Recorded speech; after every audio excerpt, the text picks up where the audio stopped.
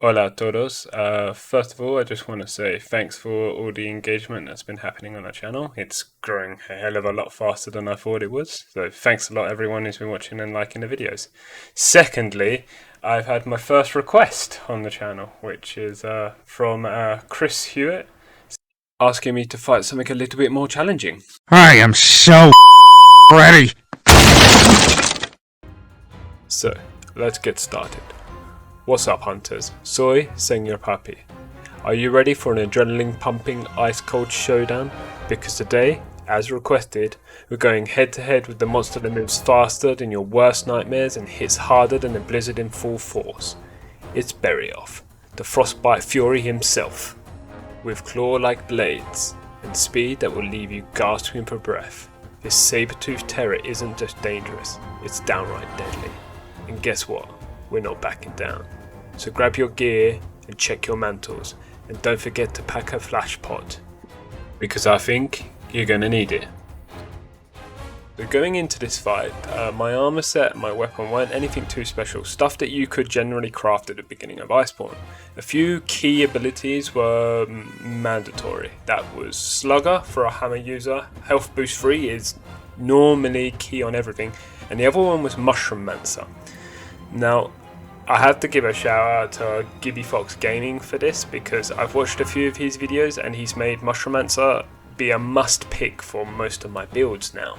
I will leave a link in my description to his channel because he goes into it in a lot greater detail than I ever will. But fundamentally, you can now eat mushrooms, and depending on what mushroom you eat, you either get a health boost, an armor boost, a damage boost, a complete heal, depending on what level of mushroomancer you have. And as for my decorations, these are not anything special either. Expert is what everybody is given in Iceborne, and this is just what I've collected during my little grind sessions here and there and going through the game. And as for your palico and my palico Loquito, it's a very easy pick for me. I had to go with the flash pods and the traps because Barioth just jumps around everywhere. He flies so often, and the amount of times Solokito saved my life by putting down a trap or something was uncountable. I feel like if I hadn't had this equipment for him, this fight would have been a hell of a lot harder. My baby wants, my baby gets, you know that. In my opinion, Barioth has never made himself too difficult to find. You will mainly find him in Zone 7 to begin the fighting. With a wide open area, it's the perfect place to start the hunt, but be warned, there is a thin sheet of ice on the edges of the cliff, and Barioth's leaping attacks will cause the ice to break and you will end up in the cabin below. But fear not, in this zone of the map, the Boa tribe resides, and they can inflict ailments such as sleep, paralysis and poison on your chosen target to give you wide opening chance to dish out some significant damage. Zone 9 is also an area very common to begin this fight. With it being so wide and open with a high ceiling, he does use his advantage to fly inside the cabin and latch onto the walls. But as much as an advantage for him, it's also an advantage for you, because with a well-timed flash pod, you can bring him down from any high area and deal out as much damage as physically possible.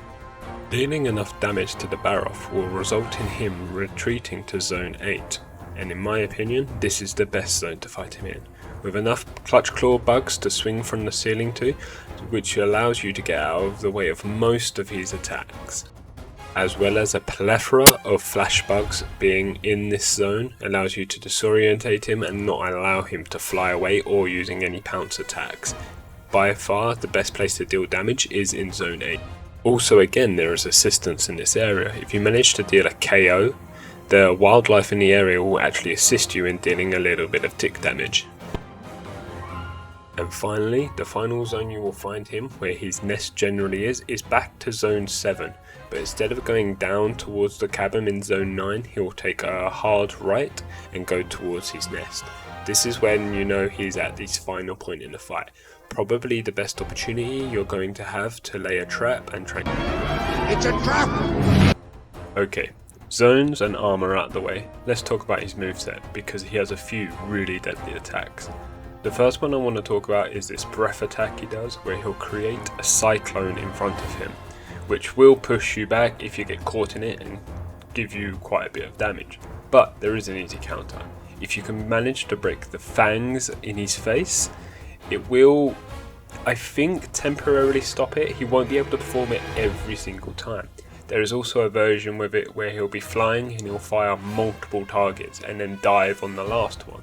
But once again, as long as you break the fangs, it does seem to stop it. Now, this next attack is a leaping attack, and my god, it is by far his most frustrating attack. Because it's fast, it causes a lot of damage, and it's really hard to predict. But there is a quick cure. If you manage to break his wings, or his claws at least, he will stumble over when he falls. So that will give you a perfect opportunity to cause him as much damage as possible. But try to focus mainly on the wings to begin with, because if you can eliminate this move, it makes the fight so much easier. Stop it. Get some help. He does also have a tail attack, which he didn't do that often in my encounters, and I had no way of severing the tail, but if you're a sword user or any type of weapon that can sever parts, I believe if you manage to cut off the tail, it will eliminate that problem immediately. They're the more drastic moves I believe he has, but on top of that he does have barging attacks, claw attacks, bites. That's all useful to watch out for. I think staying mobile in this fight is just key, and making sure you have a null berry so the ice blight doesn't affect your speed at all.